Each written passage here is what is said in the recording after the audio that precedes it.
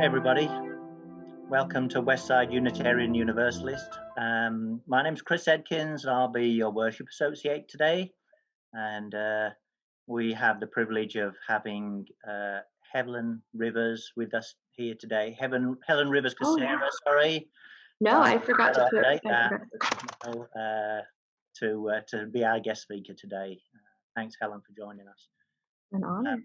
Here at Westside, we are a community where who you are and the values you embody in your everyday life are more important than the specifics of what you believe. We gather together to support each other, to explore religious and spiritual ideas, and to serve the wider community.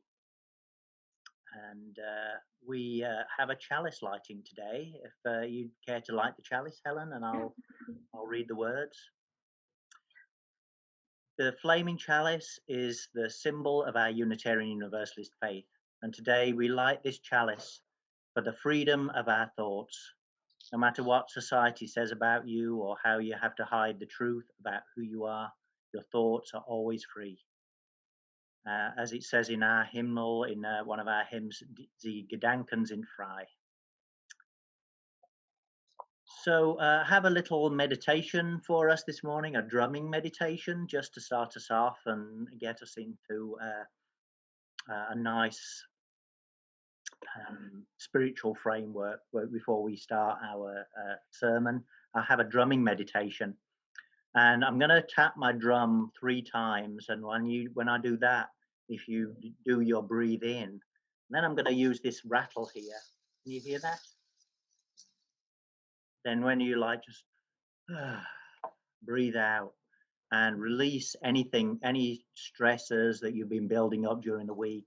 If you have any kind of political drama that you've been following, or family drama or work drama, just like when the rattle goes, just breathe out and let all of that go. So, here we go. Got my giant drum here.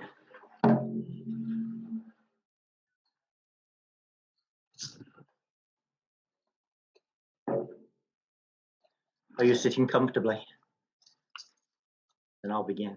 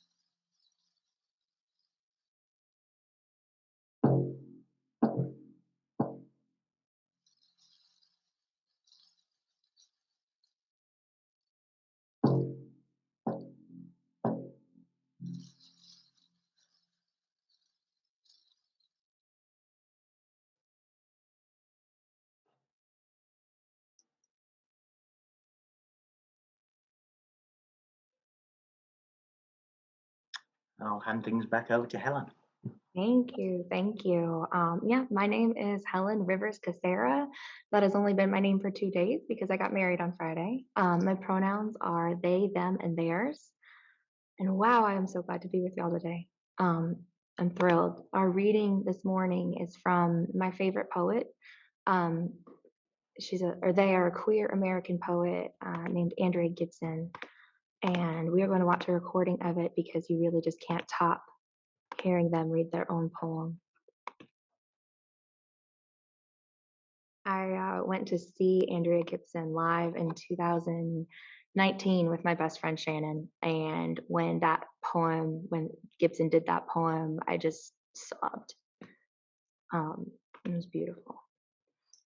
So I titled this service A Testimony, which is kind of ironic considering I came to Westside in the first place, partly in hopes of finding a church community to call mine so people would stop trying to give me their testimonies.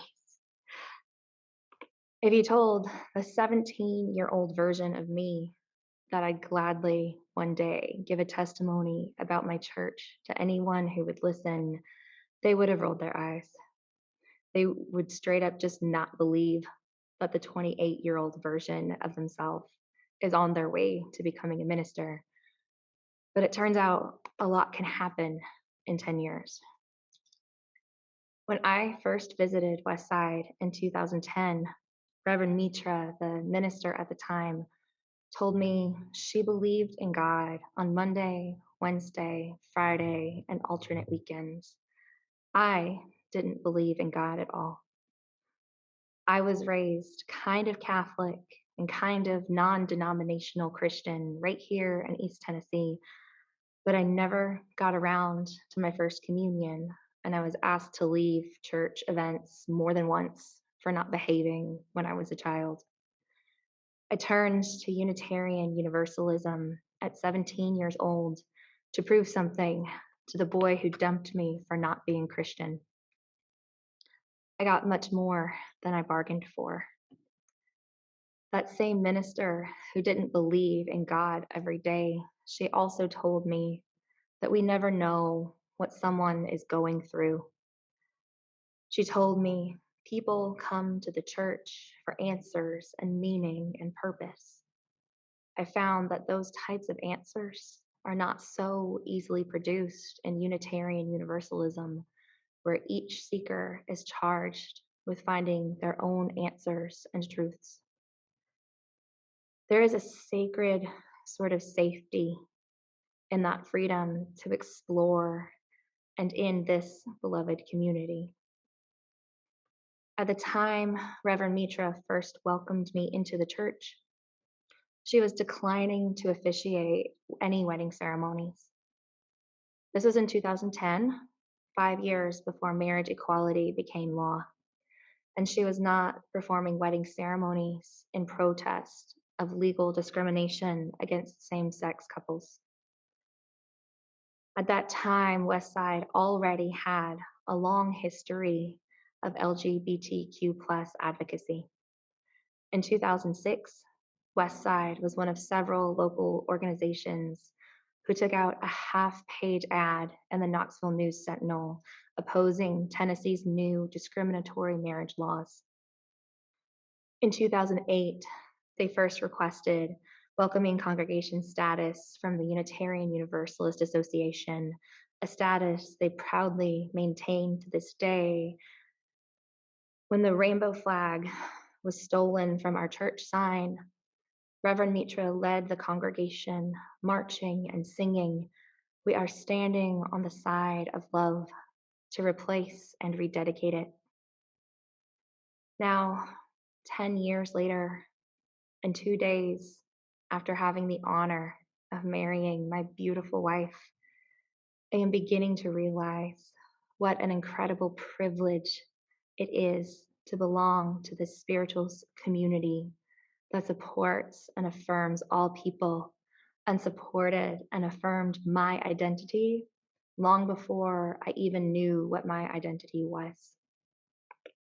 In seventh grade, I was 11 years old, and I had to report on a current event for my social studies class.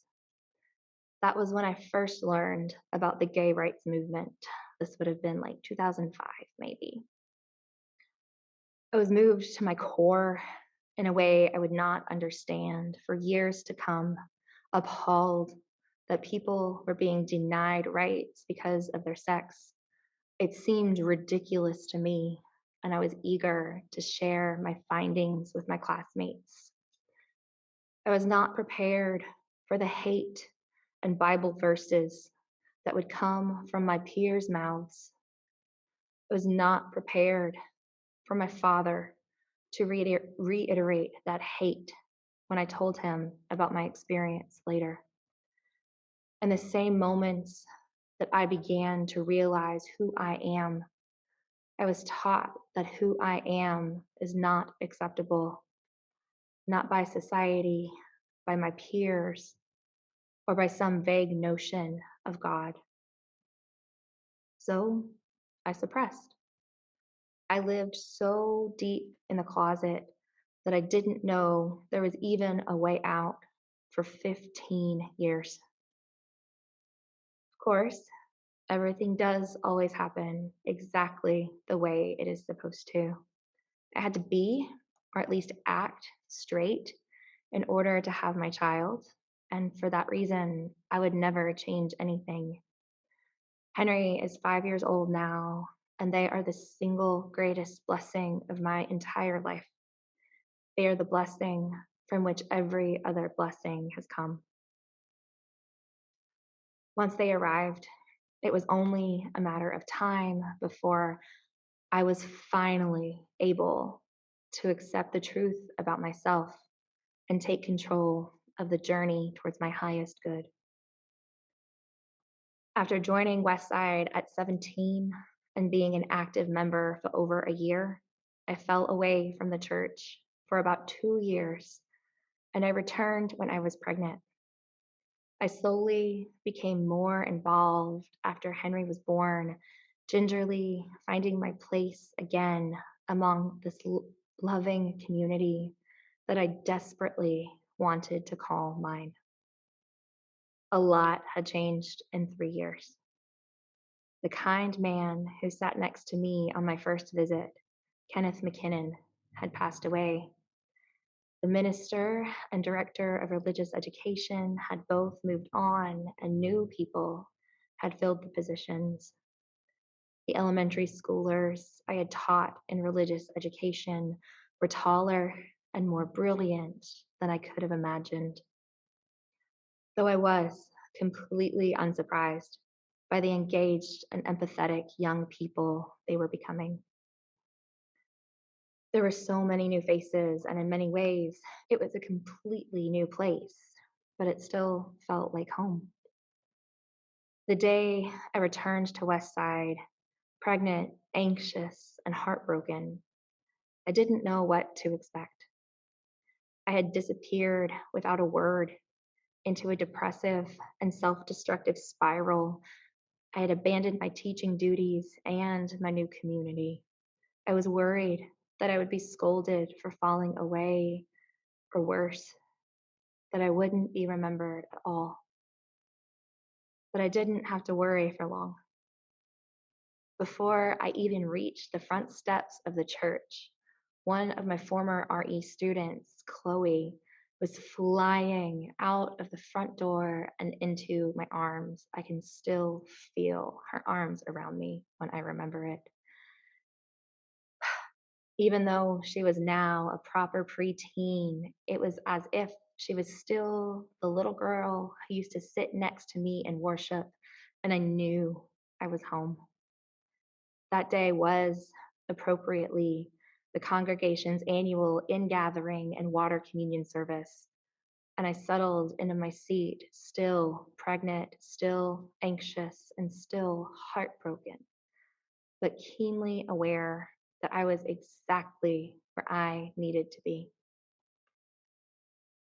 I have done more healing and growing as a part of this community than I ever could have or ever have anywhere else. When my son was 6 months old, I went back to school to finish my associate's degree as a part of this community, and now I am working on my Master of Divinity degree. I got my life together and named my call to ministry as a part of this community, and I came out as a part of this community. Actually, I came out in Reverend Carroll's office on a sunny Tuesday afternoon in September 2018. We're talking about generational trauma, and Reverend Carroll guided me in a meditation in hopes of quieting this constant chatter of insecurity that was playing through my mind. Once a stillness was achieved, a truth bubbled to the surface, and I laughed. And she said, "What was that?" "Nothing." "No, what was that?" "I can't." "Yes, you can." Took a deep breath and smiled for the incredible relief of knowing I was in an absolutely safe place to speak my truth. I'm super effing gay, dude. And she said, congratulations. Not many people can say that they came out as gay in a profane declaration in a minister's office in the Bible Belt and were met with love and congratulations. But that is exactly what happened to me. Absolutely every queer person should be able to have such a positive, uplifting coming out experience. Absolutely every person should have access to an affirming and loving spiritual home where they can unapologetically live their truth. I marched in my first Pride parade with Westside just a few months after I came out, where I had felt the trauma and shame of my lineage leaving my body in the moments before I came out. I felt the profound joy and abiding love of my ancestors as I marched through the streets of downtown Knoxville, my beloved hometown, with my spiritual community, especially with the queer elders there, especially with Mary Donovan, who is no longer with us. I was euphoric as we marched, standing as tall as my inner 11-year-olds as they boldly claimed their truth before their social studies class in the only way they knew how. Just over 2 years after I first came out, my wife Paige and I began planning our wedding. We chose a small, intimate ceremony initially to accommodate the ongoing pandemic. It also accommodated shelter from family and friends who still do not fully affirm and appreciate the beauty and validity of our love. We originally wanted to be married in nature, somewhere deep in the great Smoky Mountains that I call home. But we chose a private venue to assure we would not be harassed or worse on our big day. I did a lot of mourning in the early planning process, mourning my family of origin who, though still very much alive, died to me when they refused to accept me. I mourned the church wedding I stopped wanting somewhere along the way. I mourned the radio silence from my straight friends whose weddings I had joyfully sniffled through. I mourned and continue to mourn the everyday moments consistently dampened by fear. The half second I still sometimes hesitate before grasping my wife's hand in public. The shoulder I cannot help but look over. The deep irritation, then resignation when someone asks about my husband when they learn I am newly married. I'm still learning to be apologetic about myself, not for a lack of pride, but for an understanding that doing so always comes with some amount of risk. There is something peculiar and wonderful about sitting down with Reverend Carol to begin planning our wedding ceremony. We met virtually, my wife and I from our home in Florida, and Carol here from the church in Tennessee. Carol sat in the exact same spot in her office where I sat 2 years earlier, tentatively forming words on my tongue that I knew would be life changing. I know I was not the first person to sit in that seat and proclaim their holy truth, nor will I be the last. That office has hosted several ministries over the years and will surely host many more. I think about her predecessor declining to officiate weddings until ones like mine were made legal, and I wonder about legacies. I inherited a burdensome and beautiful legacy from my ancestors, from society, from the universe. Before Paige and I walked into the Farragut Town Hall right up the road from the church to apply for our marriage license, we stopped to give thanks to the ancestors, queer elders, and allies who made it possible. We thanked the Black drag queens who rioted at Stonewall, the plaintiffs of the historic Supreme Court case that gave us the right to be legally married, and the notorious Ruth Bader Ginsburg. May her memory be a blessing. This past Friday, when Reverend Carol read an excerpt from that historic ruling during our wedding ceremony, I looked into my wife's eyes and I thought about the Black drag queens at Stonewall. I thought about Matthew Shepard. I thought about Pulse nightclub. I thought about the dozens of queer and transgender people who are killed every single year for loving and existing the way that I love and exist. So for them, for my wife and our child, for the queer youth that I have the honor and privilege of serving as a religious educator, I will always keep fighting to love the hell and hate out of this world. No matter how many times it takes, no matter how many times the vows are broken or the path is troubled, you will always find me marching back to replace the sign that has been stolen. I will put it up again and again, singing that I am on the side of love. And I know that this beloved community will always be marching right alongside me. For all of the wonderful and worrisome considerations that my identity puts upon my existence, there are still moments that take my breath away.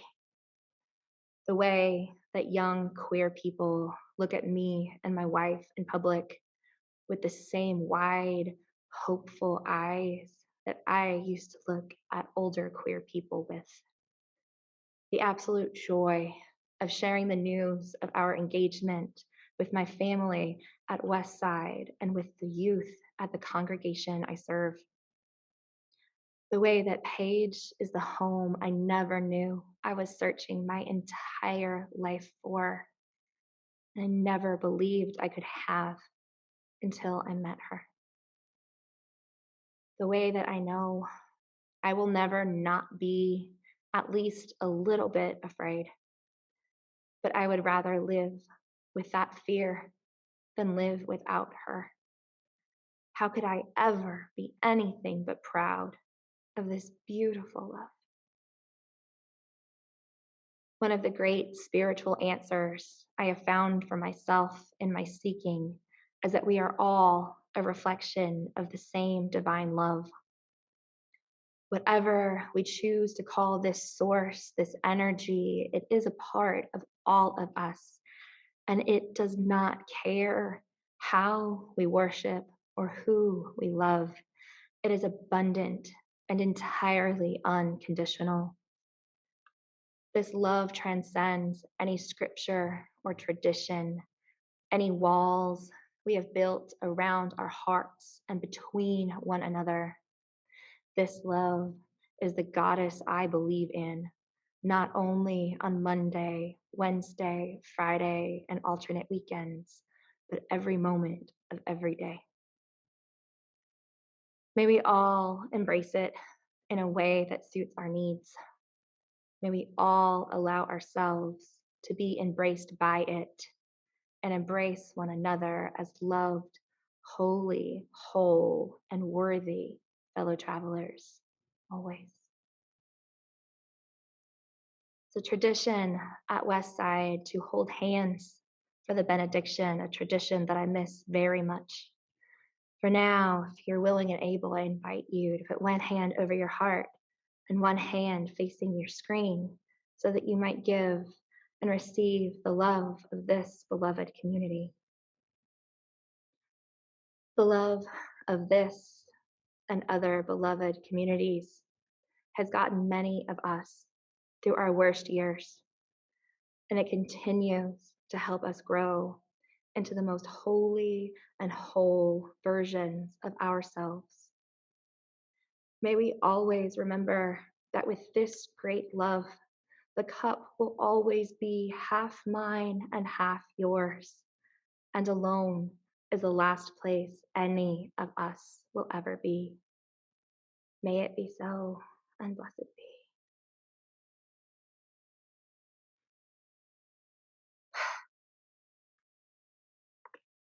I'm going to extinguish our chalice, but not all of the love and truth and hope that it represents.